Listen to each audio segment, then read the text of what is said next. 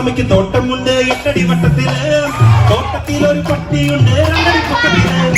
രാമസ്വാമിക്ക് തോട്ടമുണ്ട് 8 അടി വട്ടത്തില്, തോട്ടത്തിൽ ഒരു പട്ടിയുണ്ട് 2 അടി പൊക്കത്തില്. രാമസ്വാമിക്ക് തോട്ടമുണ്ട് 8 അടി വട്ടത്തില്, തോട്ടത്തിൽ ഒരു പട്ടിയുണ്ട് 2 അടി പൊക്കത്തില്.